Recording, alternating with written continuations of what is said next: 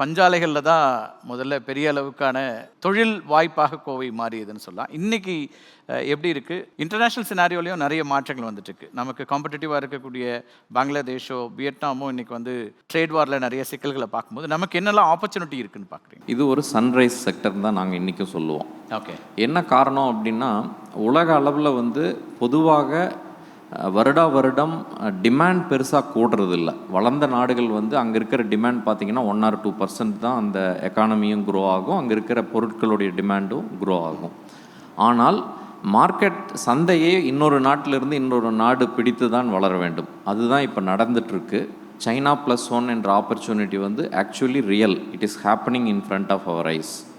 ஒரு simple example சொல்லணும்னா, ஆயத்த ஆடைகள் நம்ம வருடம் ஒரு மாதத்திற்கு நம்ம $1.5 பில்லியன் அளவிற்கு இந்தியா ஏற்றுமதி செய்கிறது.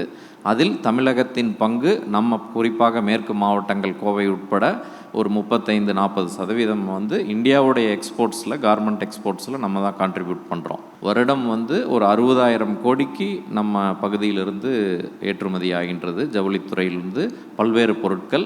இந்த வருடம் ஈவன் 70,000 கோடியை எட்டுவோம் என்று நம்புகிறோம்.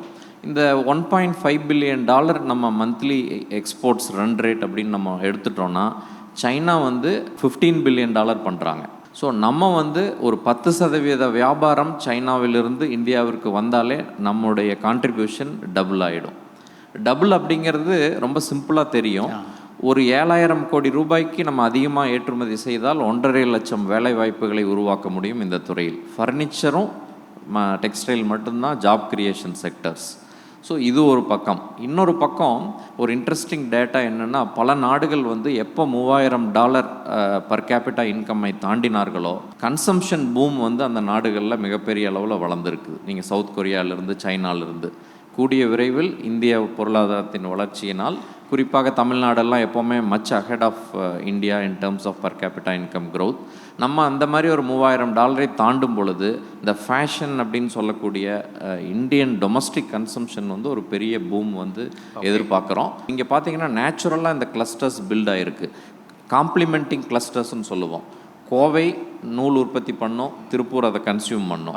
பெருந்துறை வந்து ப்ராசஸிங் பண்ணுவாங்க, சேலத்தில் ஹேண்ட்லூம்ஸ் இருக்கும், கரூர் வந்து ஹோம் டெக்ஸ்டைல்ஸ் இருக்கும். ஸோ இந்த எக்கோசிஸ்டம் வந்து ரொம்ப பிரமாதமாக உருவாயிருக்கு. இந்த மாதிரி வந்து அடாப்ட் பண்ணிகிட்டே போகிறதுனால தான் இந்த இண்டஸ்ட்ரி இன்னும் பல வருடங்களுக்கு சன்ரைஸ் இண்டஸ்ட்ரியாக இருக்குன்னு நாங்கள் நம்புகிறோம்.